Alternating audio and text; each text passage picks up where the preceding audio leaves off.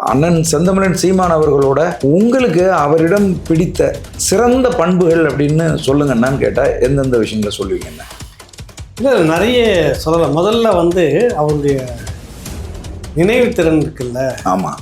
நான் நிறைய தலைவர்கள் புத்தகம் வாசிக்கக்கூடிய எக்கச்சக்கமான தலைவர்களை நான் பார்த்துருக்கேன். சரி. ஒரு 472வது பக்கத்தில் இருக்கிறத எடுத்து 300வது பக்கத்துலேயோ இல்லை 900 பக்கத்தில் வரதுலேயே மாற்றிருக்கோம். ஆக உள்ளே தான் இருக்குது. வருவார் மனுஷன் உட்காந்துக்கிட்டு பிரிச்சுட்டு வந்தோடனே, ஐயா இந்த பக்கத்தில் இந்த 3வது பத்தியில் இந்த ஒரு 8 லைன் ஒரு பேரா இருந்துச்சு, காணுமே இருந்தோம். 2026 நாம் தமிழர் கட்சி ஆட்சி அதிகாரத்துக்கு வர முடியாமல் தடுக்கிற சக்தியா விஜயை பார்க்கலாமா? இல்லை, நிறைய பேர் நாம் தமிழர் கட்சிக்கு மட்டும்தான் சீமானுக்கு பாதிப்பு விஜய் வருகையாக அப்படின்னு பேசுகிறாங்க. அது எப்படின்னு எனக்கு புரியல. கிட்டத்தட்ட ரசிக மனப்பான்மைன்றது நாம் தமிழர் கட்சியில் கிடையவே கிடையாது, சுத்தமாக கிடையாது. அது எப்படி பாதிக்கும்? திமுக கழிவு ஊற்றுன மாதிரி பே மணியரசுங்கன்னா நாம் தமிழர் கட்சி கழிவு ஊற்றுக்கிறாரு, மானக்கேட கேட்டுருக்கிறாரு. நான் ஓப்பனாகவே கேட்குறேன். இல்லை, நான் முதல் பேட்டி உங்களுக்கு தரன்றதால சிலது பேசக்கூடாதுன்னு தவிர்த்து வந்தேன். நீங்கள் கேட்டதால சொல்கிறீங்க.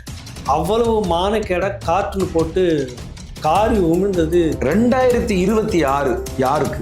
ஒரு பக்கம் 2 பெரும் பண முதலைகள் கட்சி சரி அணியா நிற்கிது. அப்போ 2026 திராவிடத்தை வீழ்த்த முடியாது அப்படிங்கிறது உங்களுடைய இல்லை, என்னுடைய கருத்து. அது நான் வசனத்துக்கெல்லாம் பேச முடியாது. ஆனால் அவர் ஒன்றும் தமிழ் தேசிய சிந்தனை அவர் கிடையாது. சரி, தமிழ் தேசிய சிந்தனை நீங்கள் பேசுனதுல வரைக்கும் தமிழ் தேசிய சிந்தனை ஒன்றும் இல்லை. ஏன் இந்த இல்லை, நீங்கள் ஈழ உறவை சேர்ந்தவர் தான் திருமணம் பண்ணீங்க. ஆமாம். அந்த வலி, அந்த மக்களுடைய வலி உணர்வு தெரிந்த ஒருத்தவராக ஓரளவுக்கு இருந்திருப்பீங்கன்னு நினைக்கிறேன். ஏன் நீங்கள் இன்ன வரைக்கும் அதை பற்றி ஒரு வார்த்தை கூட பேசுறீங்க? புரியுது. அந்த மக்களுக்கான பிரச்சனையை பேசாது. இந்த மண்ணில் மாற்று கட்சியில் இருக்கிற திராவிடங்களே பேசிடுச்சு ஈழ மக்கள் பிரச்சனையை. நீ தமிழ் மக்களுக்கான கட்சின்னு சொல்லிட்டு விஜய் ஏன் இன்ன வரைக்கும் அதை தொடரல? தமிழ் தேசிய அரசியல் அப்படிங்கிறது கூர்மை அடைஞ்சிக்கிட்டு வருது. அண்ணன் செந்தமிழன் சீமான் அவர்களுடைய வருகைக்கு பிறகு பொது தளத்தில் தமிழ் தேசியம் என்கிற வார்த்தை பயன்படுத்தப்பட்டு வந்தது. இந்த நேரத்தில் ஒரு பெரிய உச்ச நட்சத்திரமாக இருந்த ஒருத்தர் அரசியலுக்கு தமிழ் தேசியத்தை பின்னடைய செய்கிறாரா அப்படின்னு ஒரு கேள்வி வருது. இப்போ செல்வி ஜெயலலிதாலாம் டெல்லிக்கு வராங்கன்னாவே டெல்லி கொஞ்சம் இங்கே என்ன அரசியல் பண்ணி என்ன மாதிரி பண்ணிடுமோன்னு ஒரு பயம், ஆர்கனைஸ் பண்ணி நம்மளை கவுத்துருமோன்னு ஒரு பயம். கருணாநிதி அவர்கள் டெல்லிக்கு போனாலும் அந்த ஒரு அச்சம் இருந்து, அப்படிப்பட்ட ஆளுமைகள் இருந்தபோது அதை எதிர்கொண்டு அரசியல் நடத்தினது தான் சீமான் தமிழ் தேசியம். சிந்து நதியை நாங்கள் தண்ணியை தடுத்து நிறுத்துறோம் அப்படின்னு ஒன்றிய அரசு சொன்னதும் அதற்கு எதிராக குரல் கொடுத்தாரு அண்ணன். தண்ணியை தடுத்து நிறுத்தினீங்கன்னா பாதிக்கப்படுறது மக்கள் தானே ஒழிய. வாஜ்பாய் கட்டத்தில் கார்கில் வாரே வந்துச்சு. ஆமாம், வார் அந்த காலகட்டத்தில் கூட சிந்து நதி ஒப்பந்தத்தை மீறல.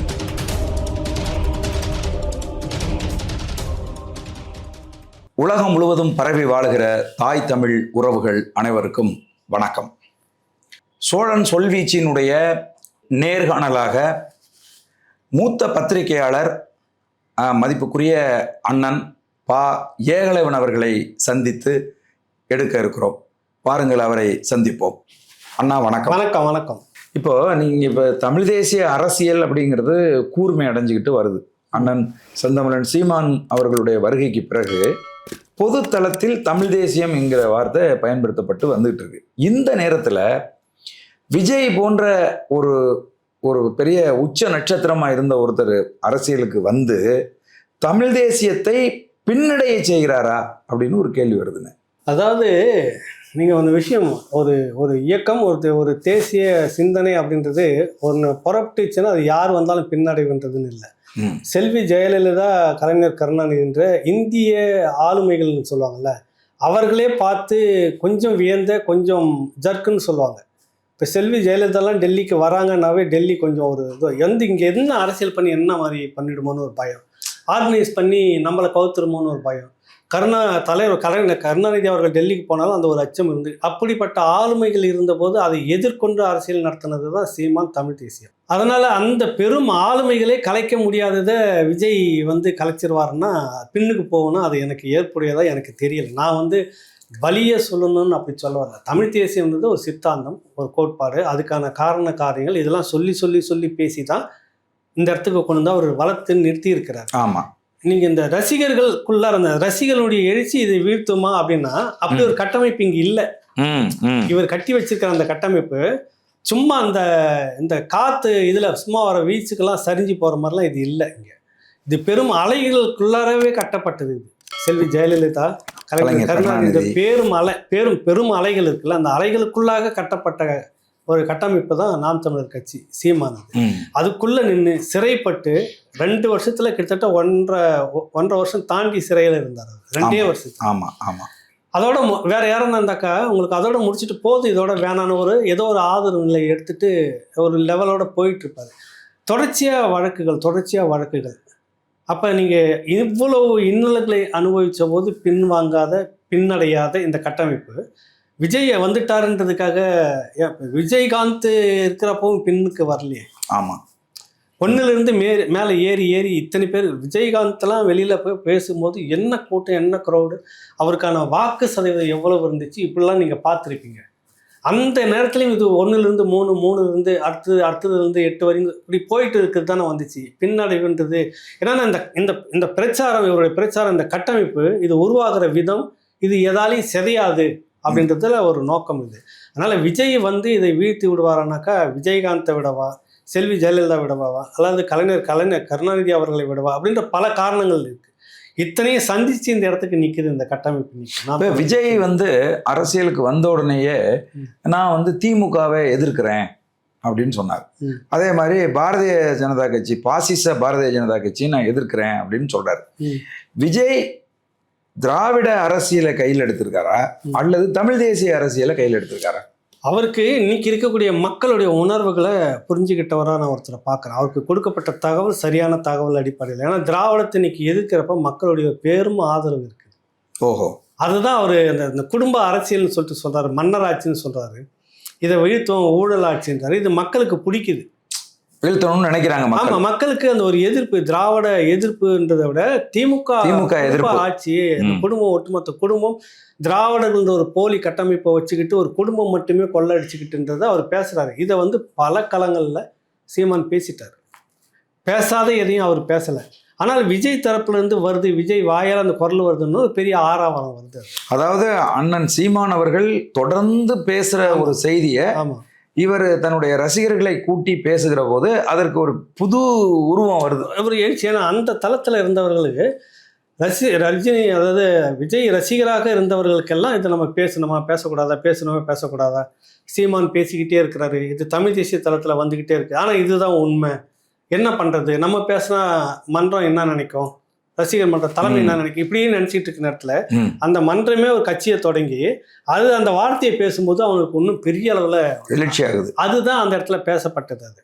அந்த ஒரு காரணத்தை மட்டுமே. அதே மாதிரி மத்திய பாஜக அரசனுடைய இந்த சில போக்குகள் எதிர்ப்பாக இங்கே இருக்குது தமிழ்நாட்டுக்குன்றது. இந்த 2 காரணமும் எடுத்தவர் பேசுறது பட்டுன்னு பத்துது. புரியுது. ஆனால் அவர் ஒன்றும் தமிழ் தேசிய சிந்தனையாளர் கிடையாது. சரி, தமிழ் தேசிய சிந்தனை நீங்கள் பேசுனதில் இது வரைக்கும் தமிழ் தேசிய சிந்தனைன்னு என்ன இருக்குது? ஒன்றும் இல்லை. ஏன் இந்த ஒரு இல்லை, நீங்கள் ஈழ உறவை சேர்ந்தவர் தான் திருமணம் பண்ணீங்க. ஆமாம். அந்த வலி, அந்த மக்களுடைய வலி உணர்வு தெரிந்த ஒருத்தவராக ஓரளவுக்கு இருந்திருப்பீங்கன்னு நினைக்கிறேன். ஏன் நீங்கள் இன்ன வரைக்கும் அதை பற்றி ஒரு வார்த்தை கூட பேசவே இல்லை? புரியுது. அந்த மக்களுக்கான பிரச்சனையை பேசாது. இந்த மண்ணில் மாற்று கட்சியில் இருக்கக்கூடிய திராவிடங்களே பேசிடுச்சு ஈழ மக்கள் பிரச்சனையை பற்றி. நீ தமிழ் மக்களுக்கான கட்சின்னு சொல்லிட்டு வந்த விஜய் ஏன் இன்ன வரைக்கும் அதை தொடலை? புரியுது. ஏன் பேசலை? இல்லை, நீங்கள் அதை வலுவாக, அதுதான் அந்த இடத்துல தான் நாம் தமிழர் கட்சிக்கும் விஜய் கட்சிக்குமான வித்தியாசத்தை நீங்கள் பார்க்கணும். இது என்ன இழப்பு வந்தாலும் சரி, ஒன்றிய அரசுலேருந்து என்ன அழுத்தம் வந்தாலும் சரி, எப்படி இருந்தாலும் எதிர்பார்த்துக்கலாம், சிறை தான் அதிகபட்சமாக போனோம் அப்படின்ற நிலைக்கு தான் தயார்படுத்தப்பட்ட தம்பிகளும் தங்கைகளும் தான் இந்த பக்கம். இங்கே அப்படி கிடையாது. நீ தொடங்கும் போதே இதெல்லாம் தொட்டோம்னா தேசியத்துக்கு பிரச்சனையா இருக்குமா அப்படின்னு ஒரு தயக்கம் உனக்கு இருக்கு. ஆனா அந்த சீமான, ஆமா, அண்ணன் சீமான் அப்படி கவலைப்படுறது கிடையாது. இப்ப கூட பாத்தீங்கன்னா சிந்து நதியை நாங்க தண்ணியை தடுத்து நிறுத்துறோம் அப்படின்னு ஒன்றிய அரசு சொன்னதும் அதற்கு எதிராக குரல் கொடுத்தாரு அண்ணன். தண்ணியை தடுத்து நிறுத்தினீங்கன்னா பாதிக்கப்படுறது மக்கள் தானே ஒழிய நீங்க நினைக்கிறது மாதிரி அந்த அரசு அமைப்பு அது பாதிக்காது, மக்கள் விவசாயம் செய்ய முடியாம போவாங்க அப்படின்னு சொல்றாரு. அது ஒரு பக்கம் இருந்தாலும் கூட வாஜ்பாய் கட்டத்துல கார்கில் வாரே வந்துச்சு. ஆமா, வார் வந்த அந்த காலகட்டத்தில் கூட சிந்து நதி ஒப்பந்தத்தை மீறல. ஆனா நீங்க அதோட ஒரு படி போயிட்டு பட்டுன்னு இன்னொன்றீங்க, தீவிரவாதம் அது ஒழிக்கப்படணும். ஆமா. இப்ப அமெரிக்கா இரட்டை கோபுரத்துக்கு பிறகு பின்லேடனை குறி வச்சுது. ஆமா. பாகிஸ்தான்ல தான் தங்கிட்டு இருக்கிறான்னு தெரியுது. பாகிஸ்தான் மக்கள் மீது அந்த நாட்டின் மீது போர் தொடுக்கல. இல்ல, சத்தம் இல்லாம ஒரு ஆப்ரேஷன் வந்தாங்க, முடிச்சாங்க, அடிச்சு போட்டு பாடியை கொண்டு கடல்ல வீசிட்டு போயிட்டே இருந்தாங்க. ஆமா.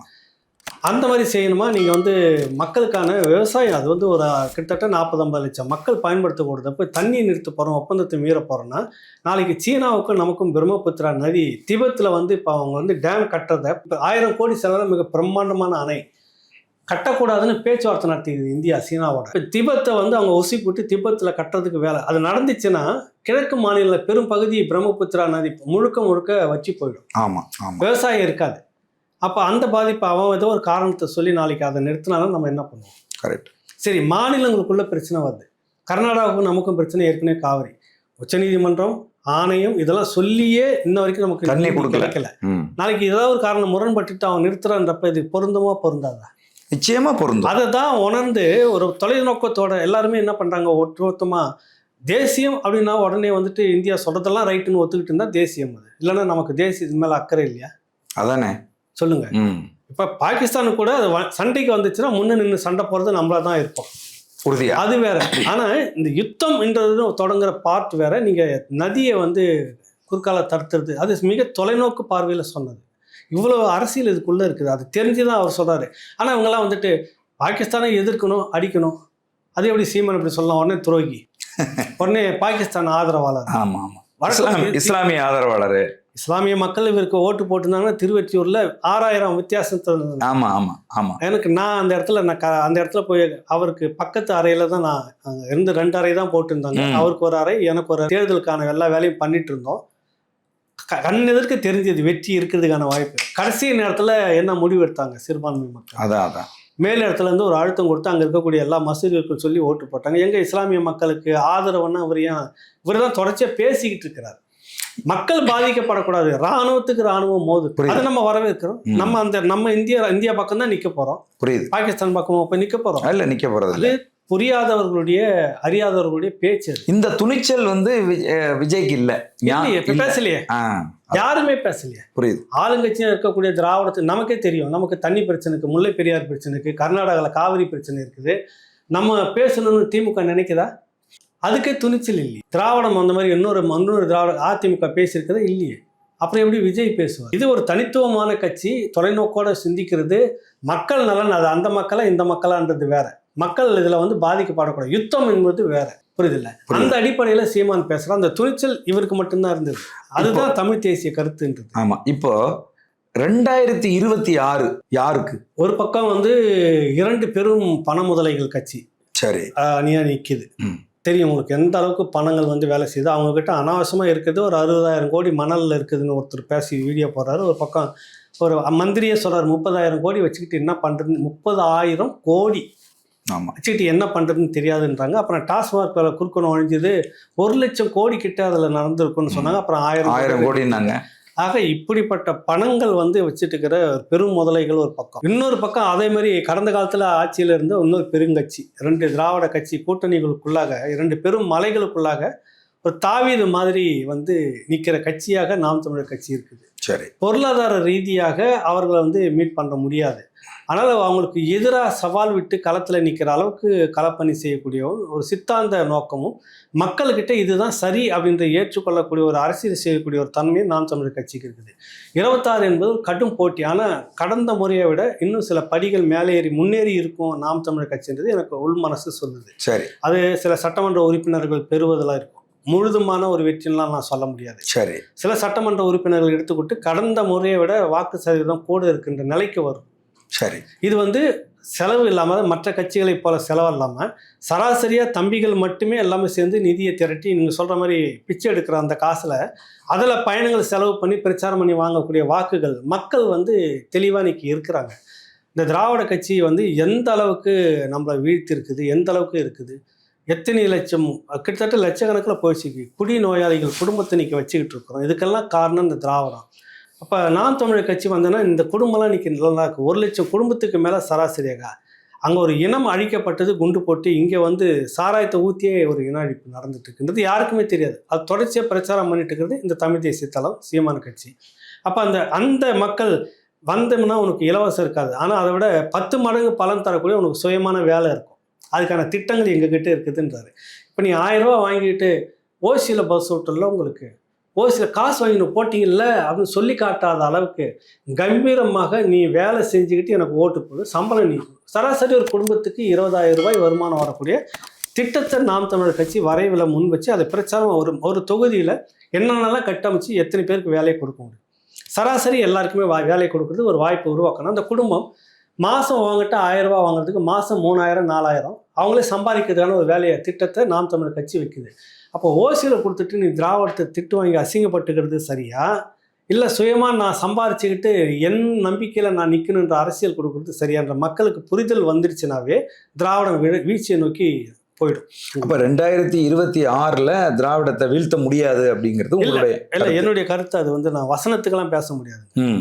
2026 முடியாது. ஆனால் நேற்று இருந்த நிலை இன்னைக்கு இல்லை. நாம் தமிழர் கட்சி பிறகு இருந்த நிலை இன்னைக்கு இல்லை, மேலே மேலே வந்துக்கிட்டே இருக்குது. இந்த கட்டம் 2026 தாண்டி 2031 நெருங்கும் போது உச்சகட்டத்தில் இருக்கும். 2026 நாம் தமிழர் கட்சி ஆட்சி அதிகாரத்துக்கு வர முடியாம தடுக்கிற சக்தியா விஜயை பார்க்கலாமா?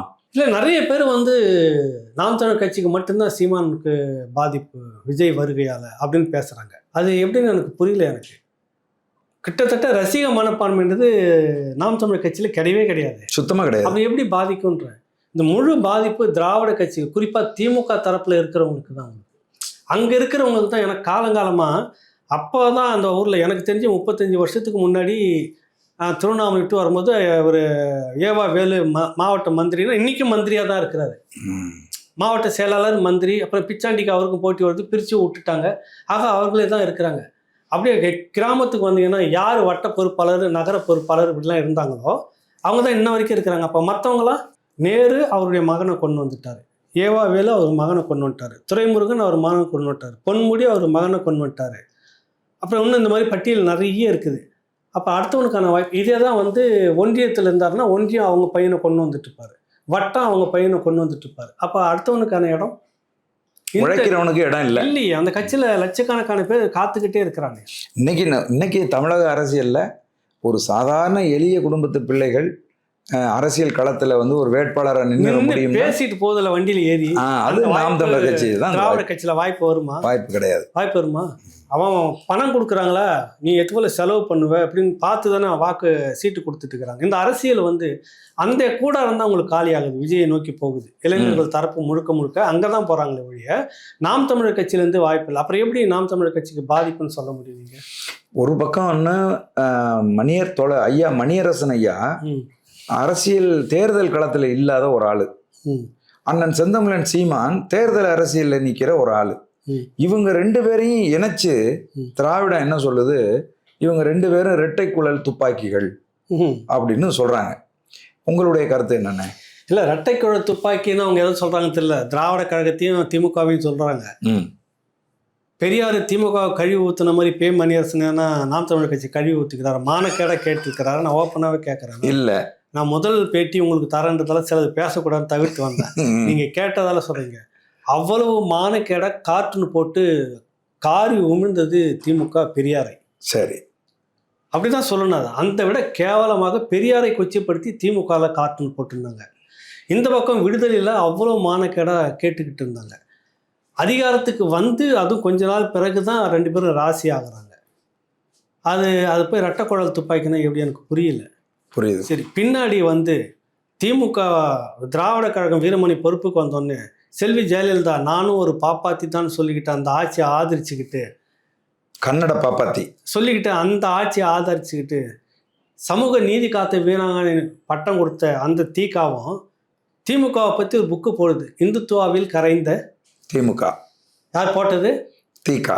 அந்த மாதிரி பே மணியரசன் அவர்கள் இந்துத்துவாவில் கறந்த சீமான் நாம் தமிழர் கட்சின்னு புக்கு போட்டாரா? போடல. எப்படி 2 ரெட்டக்குழல்? ஒரே துப்பாக்கி தான், தோட்டாக்கள் 2 மாறி மாறி போயிட்டே இருக்குது. சுடுற ஆட்கள் மட்டும் 2 பேரு மாத்தி மாத்தி சொல்றாங்க. கவிஞர் கவிபாஸ்கர் பாடினாங்களே, இரட்டை குழல் துப்பாக்கில்ல ஒத்தை குழல் துப்பாக்கி மாறி மாறி சுடுகிறார்கள். அதுதான் கருத்து, சரியான வார்த்தை. அந்த தம்பி கவிபாஸ்கர் நம்ம நிகழ்ச்சியில பாடியிருந்த அந்த கவிதை ஒரே நோக்கம் தேர்தல் அரசியல் நிற்குது, தேர்தல் அரசியல் இல்லை. மற்றபடி கருத்தியல் ரீதியாக 2 பேரும் ஒன்று தான். அது அதனால் இது வந்து இரட்டை குழல் துப்பாக்கிலாம் சொல்ல முடியாது. ஒற்றை குழல் துப்பாக்கி தான் மாறி மாறி சுட்டு கொண்டு இருக்கிறார்கள். அவ்வளோதான் நீங்கள் இதை எடுத்துக்கணும். அண்ணன் செந்தமிழன் சீமான் அவர்களோட உங்களுக்கு அவரிடம் பிடித்த சிறந்த பண்புகள் அப்படின்னு சொல்லுங்கன்னான்னு கேட்டால் எந்தெந்த விஷயங்களை சொல்லுவீங்கண்ணா? இல்லை, நிறைய சொல்லலாம். முதல்ல வந்து அவருடைய நினைவு திறன் இருக்குல்ல. ஆமாம். ஆனால் நிறைய தலைவர்கள் புத்தகம் வாசிக்கக்கூடிய எக்கச்சக்கமான தலைவர்களை நான் பார்த்துருக்கிறேன். சரி. ஒரு தமிழறி மணியன்லாம் ஒரு பெரிய நினைவாற்றல் உள்ளவங்க, புத்தகம் வாசிப்பில் அந்த மாதிரி ஒரு 2-3 பேர் அந்த மாதிரி சொல்லலாம். ஆனால் நான் ஒரு அதிர்ச்சியாக நோக்கினதுனாக்கா அது சீமான் தான். சொல்லுவாங்க அவர்கிட்ட சிலதெல்லாம் அப்படி இருக்கணும்னு. ஆனால் அது இல்லை. நாம் தமிழர் கட்சியினுடைய வரைவு இது இப்போ தான் சொல்கிறேன். அதுவும் அவர் பேசுகிறதால நான் சொல்கிறேன். இத்தனை வருஷமாக நான் பேசுனதில்லை. அந்த வரைவில் நான், அவர், ஒரு களஞ்சியம் மருத்துவர் இருக்கிறார், அவர் இந்த வரைவாளர், புத்தக வடிவமைப்பாளர் செந்தில் தம்பி, இந்த 4 பேர் மட்டும்தான் மாடியில் இருந்துட்டு இருந்தோம். அதுக்கு முன்னாடி திடீர்னு ஒரு நாள் கூப்பிட்டாரு. நாங்கள் அந்த வரைவு ஒன்று வச்சுட்டுக்கிறோம், வண்டியை பறந்துட்டுக்கிறோம், என்ன பண்ணுறீங்க அப்படின்னாரு. பெனிசுலா ஹோட்டல் போய் பார்த்தா ஒரு 10 பேர் உட்காந்துக்கிட்டு பேசிட்டு பேசுகிறத வச்சுட்டு வரைவு அப்படி தான். அதை சொன்னேன், இது இந்த தேர்தல் முடிஞ்சு அடுத்த தேர்தல் வரைக்கும் இந்த வரைவு வராது. என்ன பண்ணலான்னா நேராக வீட்டுக்கு மாற்றுங்க, யாருமே வேண்டியதில்லை, இது என்ன ஏது அப்படின்றப்ப தான் அப்போ அதில் பெரும் இன்டலெக்சுவல் அதுக்குள்ளே இணைச்சி அவங்களாம் வெளியில் இருந்துட்டு இப்போ உலகத்திலேயே வந்து புகழ்பெற்ற கல்வியில் வந்து பின்லாந்து நாடு முன்னணியில் இருக்குன்னா என்ன காரணம்? அந்த கல்விக் கொள்கையை எடுத்துக்கிட்டு இந்தியாவுடைய கல்விக் கொள்கை, தமிழ்நாடு அரசுடைய கல்வி 3மே வந்துட்டு அலசி ஆராய்ச்சி அதை வந்து அவர்கிட்ட விளக்கணும்னா அவர் ஒரு தேரியை சொல்லுவார். அதன் அடிப்படையில் அதை வந்து வரையணும். சரி. அப்படி உட்காந்து பண்ணுறப்ப ஒரு 1000 பக்கம் பேப்பர் இருக்கும். அதில் ஒரு 400 நானும் இயக்குனர் களஞ்சியம் இவர் மருத்துவர் களஞ்சியம் சிவகுமார் இருக்கிறாரில் கொடுப்பாங்க. காலையில் வந்து படிச்சுட்டு 2-3 இடத்துங்களை மாற்றிட்டு இது இங்கே இருந்தால் இப்படி இருக்குது, இப்படி மாற்றினா ஒன்று செம்மையாக இருக்குன்னு. அப்புறம் மாலையில் திரும்பவும் வருவார், மதியமும் வருவார். மாலையில் வந்த உடனே அந்த 600 பக்கம் இருக்குல்ல, ஆமாம், அதில் நாங்கள் அவர் உட்காந்து பேசிட்டு திரும்ப விவாதம் பண்ணுறப்ப சிலது வந்து கல்விக் கொள்கையில் உயர்கல்விக் கொள்கைக்கு போனால் இந்த பகுதி நல்லா இருக்குன்னா இதை எடுத்து ஒரு 472வது பக்கத்தில் இருக்கிறத எடுத்து 300வது பக்கத்துலேயோ இல்லை 900 பக்கத்தில் வரதுலேயே மாற்றிருப்போம். ஆக உள்ளே தான் இருக்குது. வருவார் மனுஷன் உட்காந்துக்கிட்டு பிரிச்சுட்டு வந்தோடனே, ஐயா இந்த பக்கத்தில் இந்த 3வது பத்தியில் இந்த ஒரு 8 லைன் ஒரு பேரா இருந்துச்சு காணுமேன்னுவார். இது நீங்கள் சாத்தியமா? நம்ம என்ன நினச்சிப்போம் 800 பக்கத்தில் இது எங்கேருந்து கண்டுபிடிக்க போகிறாரு. ஆமாம், அதெல்லாம் சொல்லிட்டு பக்கத்தை சொல்லி வரியை சொல்லி இது இருந்துச்சு, இது காணான்னுவார். புரியுது.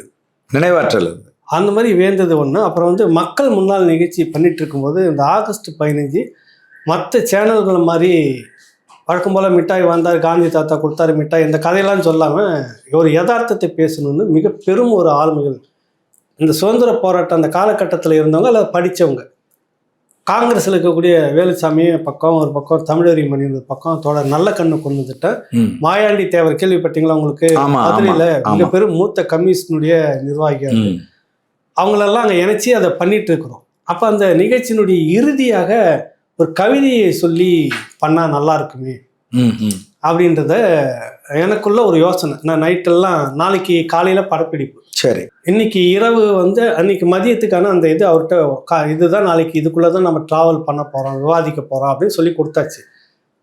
அந்த கவிதையை மட்டும் எனக்குள்ள நைட்டு 10-10:30 மணி 11 மணிக்கு வீட்டுக்கு போகிறப்ப இந்த மாதிரி என் மனைவி கிட்ட சொல்கிறப்ப எனக்கு இந்த சுகதேவ, ராஜகுரு, பகத்சிங் 3 பேரும் தூக்கில் போகிறப்ப ராஜகுரு வந்து ஒரு கவிதையை வாசிப்பார். சுகதேவ ஒரு கவிதையை வாசித்து தான் அந்த மரணத்தில் தொங்குவான். அது பேசிட்டு இருந்த உடனே இந்த மாதிரி அது அவைய சுபவி தொகுத்த ஒரு சின்ன புத்தகம். ஆமாம்.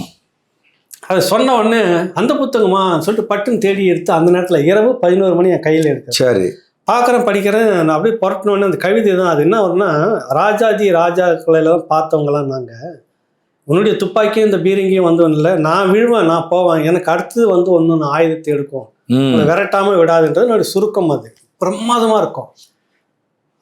மொத்தம் 21 வரி என்னவோ தெரியல. அதை எடுத்துகிட்டு நல்லா இருக்குமென்னு சொன்னோடனே அவசரமாக வந்துட்டு ஒரு இடத்துல அது பிரதி எடுத்துக்கிட்டு அங்கே திரைப்பட கல்லூரி தரமணி இருக்குது, அங்கே தான் படப்பிடிப்பு நடத்திட்டு இருக்கிறோம் ஒரு அரங்கத்துக்குள்ளார. போய் காத்துக்கிட்டு இருக்கிறேன். 10 மணிக்கு அவர் வந்து இறங்கின உடனே அப்போ அந்த மாதிரி அந்த மேக்கப் ஒப்பனை அறையில் நானும் அவர் மட்டும்தான் இருப்போம், வேறு யாரையும் உள்ளே விடக்கூடாது, வெளியில் செக்யூரிட்டியே நிறுத்திடுவோம். அது முழுக்க நம்ம கட்டுப்பாட்டில் தான் இருக்கும். அப்படி வந்தப்ப இந்த மாதிரி இது இறுதியாக வச்சுக்கிட்டா நல்லா இருக்குமென்னு வாங்கி அப்படி பார்த்துக்கிட்டு அதுக்கு ஒப்பனை பண்ணிகிட்டே இருக்கிறார், பார்த்துட்டே இருக்கிறார். அவ்வளோதான். அது ஒரு டைம் பார்த்தாரா. மதியானம் உணவுக்கு நானும் அவர் தான் உட்காந்து சாப்பிட்டுக்கிறோம். 1.5 வருஷம் முழுக்க அப்படி தான் ஓடிச்சாங்க. சரி. அந்த அறைக்குள்ளே வேறு யாரும் இருக்க மாட்டாங்க. நானும் அவர் இருப்போம், அந்த ஒப்பனையாளர் இருப்பார். தேவைப்பட்ட யாராவது அனுமதியோடு உள்ளே வருவாங்க. அவ்வளோதான். அந்த மாதிரி மதியான நேரத்தில் ஒரு முறை அப்படி பார்த்துக்கிட்டே சாப்பிட்டுட்டு இருந்தார். அவ்வளோதான். திரும்ப ஒப்பனை போடும்போது பார்த்துட்டாரு. சாயங்காலம் எல்லாம் முடிச்சிட்டோன்னே அது வந்து எடுக்கணும். 8 கேமரா வச்சு தான் பண்ணுறோம் முதல் நிகழ்ச்சி. அச்சு ஊடகத்திலிருந்து இதில் வரோம். அதில் ப்ரொடியூசர் வந்து எட்வின் பேர், ரொம்ப அருமையான சகோதரர். முழுக்க சுதந்திரமாக விட்டுட்டார். அப்போ அது வந்து எல்லாம் ஒரே நேரத்தில் பண்ண கண்ட்ரோல் ரூமில் உட்காந்துட்டு ஓகே இது சரி பண்ணலாம், எப்படி ஒரு 4 வரியாக 5 வரியாக எடுத்துக்கலாம் சொல்லிட்டு கிரவுண்ட் ஃப்ளோர் டைரக்டர்னு சொல்லுவீங்க நீங்கள் ஆங்கிலத்தில். ஆமாம். தரைத்தலை இயக்குனர் சொல்லிட்டு உடனே நீங்கள் போகலாம் அப்படின்னு சொல்லிட்டு இங்கேருந்து சொல்லிட்டு பார்க்குறேன். ஒரு இடி மின்னல் மழை ஏதோ சர மாதிரியே வந்த மாதிரி இருந்துச்சு. முடிச்சுட்டு கையை கட்டிட்டு அப்படியே நிற்கிறார். ஐயா என்ன ஐயா பசிக்குது ஐயா போகணும் ஐயா இல்லைங்க இப்போதான் இருங்க முடிச்சுட்டேன் ஐயா எல்லாத்தையும் அப்படின்றாரு. இருங்க கொஞ்சம் இருங்க, நீங்கள் இருங்க, எனக்கு நம்பிக்கை வரல. திரும்ப எல்லாத்தையும் அதை திரும்ப பின்னோக்கி பார்த்துட்டு பார்க்குறேன். அச்சு பசகாத அந்த 21 வரையும் ஒரே மூச்சில் அப்படியே சொல்லி முடிச்சேன். புரியுது. இங்கேருந்து ஓடி போயிது முன்னாடி படிச்சுனே ஏங்க முன்னாடி படித்து நீங்கள் கொடுத்து ஏன் திரும்ப நான் பார்த்துன்னு இருந்தேன். இந்த மாதிரியான ஒரு சிறப்பு குணாதிசயங்கள் நிறைய பட்டியலிடலாம். இந்த மாதிரியான குணாதிசயங்கள் நிறைய அவர்கிட்ட நினைவாற்றல்னு அப்படி ஒரு நினைவாற்றல் அது வந்து இருக்குது. அது சில பேசும்போது சில விஷயங்கள் வந்து போகிறதுல நான் மைனஸாக பார்க்குறேன். அவர் வெளிப்படையாக பேசணுன்றதுக்காக சொல்ல வரேன். அதை தாண்டி மற்றபடி இப்படியான விஷயங்கள் இருக்குது. ஏன் ஒருத்தரை வந்து சரி தவறுன்னு ஒருத்தர் ஒரு முடிவு எடுக்கிறாருன்னா அது ஏதோ ஒரு காரணம் அவருக்கு சொல்லப்பட்டிருக்கும், அதை வச்சு எடுப்பார். மற்றபடி பார்த்தீங்கன்னா வேந்து பேசக்கூடிய விஷயங்கள் வந்து இந்த மாதிரி வேறு யாரையாவது இந்த மாதிரி சிறைச்சாலை போடுறப்ப நான் உட்காந்து நிறைய யோசனை பண்ணிக்கிறேன். ஒரு பெரிய தலைவரை ஒரு சிறைச்சாலை வந்து என்ன பாடுபடுத்திச்சு, அவர் எப்படி மாறினார்ன்றதை நான் கண் கூட பார்த்துருக்கேன் செல்வி ஜெயலலிதா பீரியடில். இன்னொரு பெரிய தலைவரை வந்து சிறைச்சாலைக்குள்ளார இருந்துட்டு வெளியில் வரும்போது யாரை வீழ்த்துவேன் என்று சொன்னாரோ அவரே நின்று வரவேற்று கொண்டு வர அளவுக்கு காலில் விழுந்து. ஆமாம், வைகோவை சொல்கிறேன்.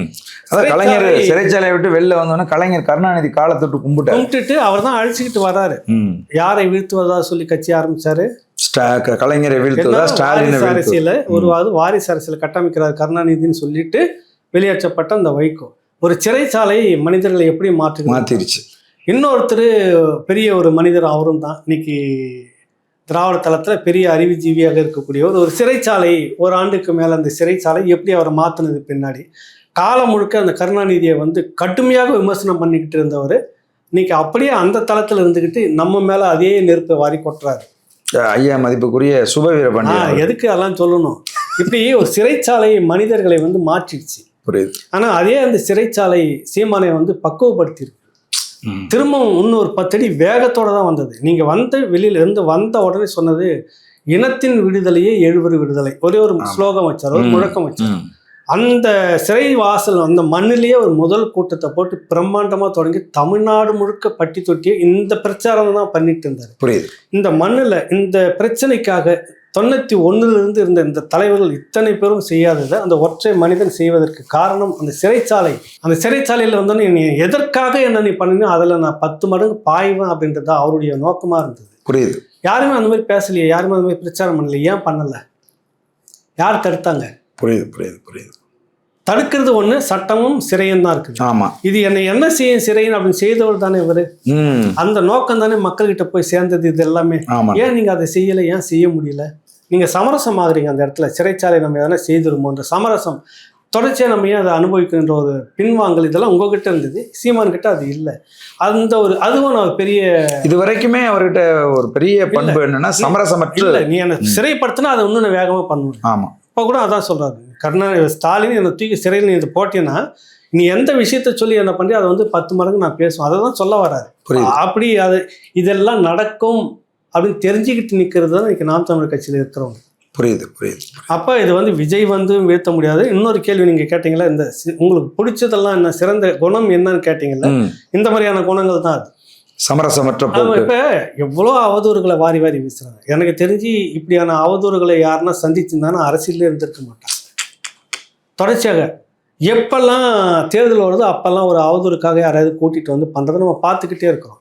அதுக்கு பிறகும் சோர்ந்து போகாமல் இது சரி ஒரு எல்லையை வந்துட்டு இந்த பாத்திரம் என்ன அப்படின்ற ஒரு முடிவோடு நிற்கிற அந்த குணம் இருக்குல்ல, ஆமாம். அதுதான். நிறைய பேர் வந்துட்டு ஈழத்து விஷயத்தை சொல்லி பொழப்பு நடத்துகிறாரு, இதை சொல்லி பொழப்பு நடத்துகிறாரு அப்படின்னு சொல்லி கேட்குறாங்கல்ல.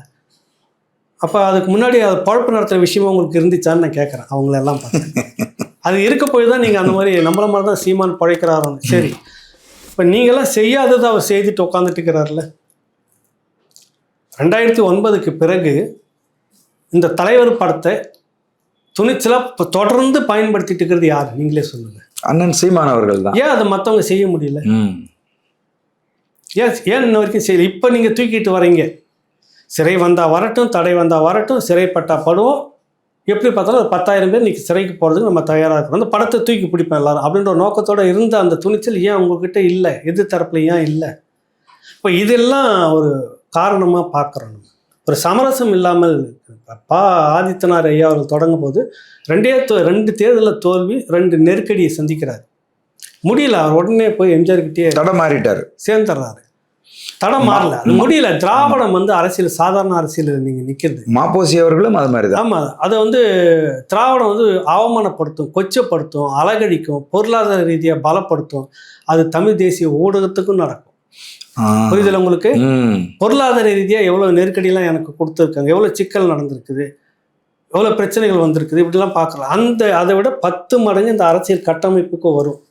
சரி, அதையெல்லாம் தாண்டி இந்த அரசியல் இந்த இடத்துல நிற்கிறதுன்றது பெரிய ஒரு விஷயம். நிச்சயமா. ஏன்னா இப்போ ஆதித்தனார் ஐயா அவர்கள், மாப்போசி ஐயா அவர்கள், இவங்கெல்லாம் முடியாத அந்த அளவுக்கு திராவிடம் அவங்களுடைய காட்ஃபாதர்னு சொல்லக்கூடிய தந்தை பெரியாரையே கொச்சைப்படுத்தி அவமானப்படுத்தி ஓரங்கட்டினவங்க தான் இவங்க. புரியுதுல்ல உங்களுக்கு? அவரே ஒரு இடத்துல சமாளிக்க முடியாமல் திணறிய அதை விட மானக்கடை திரும்ப பதிலுக்கு கேட்பாரு. ஏன்னா நீ என்ன வார்த்தையை வீசுறி அதை தூக்கி திரும்ப 2 மடங்கு பெரியார் வீசுவார். அவ்வளோ மோசமாக திட்டினவர் அவர். உச்சகட்டமாலாம் இவன் என்ன பண்ணுவான், இந்த கட்சிக்காரன் இந்த வேலை தான் பண்ணுவான்னு கொச்சையெல்லாம் திட்டினார் திமுகவை. அந்த அளவுக்கு திமுக கண்ணீர் துளிகள். ஆமாம், கண்ணீர் துளிகள் சாதாரண வார்த்தை. அம்மா இந்த பசங்களான்னு கூட சொல்லிட்டாரு. புரியுது இல்லை? அந்த அளவுக்கு நீங்களும் சும்மா இல்லை இந்த பக்கம். அந்த அளவுக்கு இவர்களுக்கு எதிரானவர்களை கொச்சைப்படுத்துவதில் முதன்மையானவர்கள் இல்லை, அவதூறு பேசுறதில் முதன்மையானவர்கள் சொல்ல வரேன். அதை சகிச்சுக்கிட்டு இந்த தளத்தில் இன்னைக்கு இந்த பிரச்சனையை கொண்டு போய் எல்லாத்தையும் வச்சுட்டு பேசிட்டு இருக்கிறது இருக்குல்ல, அது சாதாரண ஒரு விஷயமாக இல்லை. அதனால மட்டும்தான் நம்ம அவரை பார்க்குறாங்க. ஈழத்தமிழர் பிரச்சனைக்கும் தமிழ் தேசிய அரசியல், இங்கே இருக்கக்கூடிய தமிழ் தேசிய அரசியலுக்கும் என்ன உறவு என்ன இருக்கு? அது என்ன உறவுனாக்கா தொப்புள் கொடி உறவு தான். வேற என்ன உறவு இருக்குது சொல்லுங்க. இப்போ ஒன்றும் இல்லை, 2009க்கு பிறகும் முடிஞ்சிருச்சு எல்லாமே அங்கே அப்படின்ற ஒரு நிலைமை இருக்குது. இப்போ புலம்பெயர்ந்த நாடுகள் இன்னும் அந்த ஈழ மண்ணில் இருந்து கூட தொடர்ச்சியாக நம்ம கூட இன்னும் நம்மளால் என்ன செய்ய முடியும் முடியாதுன்றது அப்பாற்பட்டு நமக்கு இன்ன வரைக்கும் அனுசரணையாக நிற்கிறாங்க, ஆதரவாக நிற்கிறாங்கன்னு என்ன காரணம் சொல்லு? நான் புரிஞ்சுக்கிட்ட வரைக்கும், நான் தெரிஞ்சுக்கிட்ட வரைக்கும், என்னுடைய அனுபவத்தில் நான் உணர்ந்தது வரைக்கும்னா, இது இங்கே பெரிய ஒரு கட்டமைப்பு நாளைக்கே ஒன்றிய அரசு கூட பேசி நாளைய மறுநாளே ஈழ விடுதலையை வாங்கி கொடுத்துரும் அப்படிங்கிற நோக்கம் அவர்கள் யாருக்கும் இல்லை. இன்னும் சொல்லப்போனால் புலம்பெயர்ந்த மக்கள், தமிழ் மக்கள் நம்மளை விட 100 மடங்கு அரசியல் அனுபவங்களை பெற்றவங்க. வாயால் பேசிக்கிட்டு இல்லை, களத்தில் ஒன்று நிரூபித்து காமிச்சு அந்த கட்டமைப்போடு வாழ்ந்துட்டு வெளியேறினவங்க, எல்லாத்தையும் விட்டுட்டு ஒரு நிராதபானியாக வெளியேறினவங்க, அகதியாக. அனுபவங்களும் அடிப்பட்டதும் புலம்பெயர்ந்த மண்ணை விட்டு இன்னொரு மண்ணுக்கு போகிற அந்த வேதனை வலி, அங்கே போய் அங்கே இந்த அரசியல் கற்றுக்கிறது, சர்வதேச பார்வையில் அவங்களுடைய உலகளாவிய ஒரு அரசியல் அனுபவம் சாதாரண சாமானிய மக்கள்கிட்ட இருக்கிறத நான் புரிஞ்சுக்கிட்டேன். அவங்கக்கிட்ட அரசியல் பேசும்போது எனக்கு ஒரு அச்சமாக இருக்கும். அந்த அளவுக்கு அவங்க அவ்வளவும் புரிஞ்சுக்கிட்டு இருக்கிற அந்த மக்கள் ஏன் நம்மளை ஆதரிக்கிறாங்க? ஒரே ஒரு காரணம் என்ன தெரியுமா? நீங்கள் வாங்கி கொடுத்துருவீங்கன்றது 2வது பட்சம். முதல் காரணம் என்னென்னா, நாங்கள் விழுந்துட்டோம், நீங்கள் விழுந்துடாதீங்க. நான் விழுந்துட்டேன் அண்ணன், தம்பி நீ விழுந்துடாத, சகோதரன் நான் விழுந்துட்டேன் நீ விழுந்துடாத, அதுக்கு நான் துணையாக நிற்கிறேன், நீங்களாவது நில்லுங்கள் அப்படின்றதுக்காகத்தான் இந்த உதவிக்காரம். அவங்க புரியுதுல்ல? நாங்கள் விழுந்துட்டோம், எங்கேயோ ஒரு மண்ணில் இருக்கிறோம், நீங்க விழுந்து போயிடக்கூடாது. சீமா, நீங்க எங்களை போன்ற நீங்க அகதிகளா போயிடக்கூடாது, நீங்க விழுந்துடாதீங்க. அந்த ஒரு பற்று, அந்த ஒரு ஈர்ப்பு, அந்த ஒரு ஆதங்கம், அதுதான் தொடர்ச்சியா இந்த தமிழ் தேசிய தளத்தை அவங்க ஆதரிச்சுக்கிட்டு இருக்கிறவங்க. புரியுதில்ல? அவங்களும் பல இழப்புகளுக்கு மத்தியில தான் இந்த முடிவுக்கு வராங்க. பல பாடங்கள், நம்மளை விட நிறைய அனுபவங்களை பெற்றவங்க. சாதி ஒழிப்புன்னு இங்கே பேசுகிற மாதிரி பேசிக்கிட்டே இல்லை 50 வருஷமா. அங்கே நடைமுறையில் 30 வருஷம் சாத்தியப்படுத்தி வச்சுட்டு போன மக்கள் அந்த மக்கள். புரியுதுல உங்களுக்கு? அதனால் இது தொப்புள் கொடி உறவு தான். அந்த பற்று இருக்கிறதுக்கு காரணம் தொப்புள் கொடி உறவு தான். அது ஆனால் தொப்புள் கொடி உறவுன்னு சொல்லி 2009 வரைக்கும் வந்து கடைசியாக வச்சு களத்தில் பலி கொடுத்தது ஒரு அரசியல் களம் இங்கே இருந்தது. அந்த அரசியல் களம் துடைக்கப்படணுன்றது தான் தமிழ் தேசியத்தினுடைய எழுச்சி. காலம் அது மாறும், புரியுதுல. இந்த மண்ணில் எந்த இனப்படுகொலைக்கு துணையாக இருந்தார்களோ அவர்கள் வந்து முற்றுமுழுதாக அப்புறப்படுத்தக்கூடிய ஒரு சக்தி கட்டாயம் எங்கேனும் ஒரு நாள் வென்று தீரும் அப்படின்றத எண்ணம் இருக்குது. இவ்வளவு நேரம் செலவிட்டு நேர்காணல் தந்தமைக்கு மிக்க நன்றி அண்ணா. ரொம்ப நன்றி. ஒரு விஷயத்த சொல்லணும், வழக்கமாக அந்த அரசியல் கேள்வி பதில் இல்லாமல் இது எனக்கு கொஞ்சம் வித்தியாசமாக இருந்தது. அதாவது இப்போ சீமானுடைய அந்த பல விஷயங்கள்லாம் நான் எங்கேயுமே இது வரைக்கும் பேசினது இல்லை. சரி. அந்த வரைவு செய்துக்கிட்டு இருந்த அந்த காலகட்டத்தில் ஆமாம், ஒரு 1000 பக்கத்தை கொண்டு போய் கொடுத்தனா கூட 600வது பக்கத்தில் இந்த பேராவை காணும், 800வது பக்கத்தில் இந்த பேராவை காணும், இதெல்லாம் எங்கே எடுத்து வச்சுக்கிறீங்கன்னு கேட்பாரு. அதான் இந்த மாதிரியான விஷயங்கள் அனுபவங்கள்லாம் வந்துட்டு ரொம்ப மகிழ்ச்சி. இங்கே தான் பகிர்ந்துக்கிட்டேன், வேற எங்கேயும் இது வரைக்கும் பேசலை. அதே மாதிரி இந்த ஊடக சிக்கல் ஒன்று கூட இந்த தமிழ் தேசியத்திலேருந்து நான் ஏன் வந்தேன் அப்படின்லாம் நான் இன்னும் வெளிப்படையாக யாருக்கிட்டையும் பேசலை. அது முதன்முறையாக உங்ககிட்ட பேசியிருக்கிறேன். அதுக்கு வாய்ப்பு கொடுத்ததுக்கு சோழன் சொல்வீச்சுக்கு நான் என்னுடைய பாராட்டுகளையும் நன்றியும் தெரிவிச்சுக்கிறேன். உலக மக்கள் எல்லோரும் இதை வந்து ஆதரிக்கணும், இதில் எல்லாருமே இதுக்குள்ளே இணைக்கணும் அப்படின்றத வேண்டுகோளோட நான் முடிக்கிறேன். நன்றி, வணக்கம். நன்றி, வணக்கம் அண்ணா.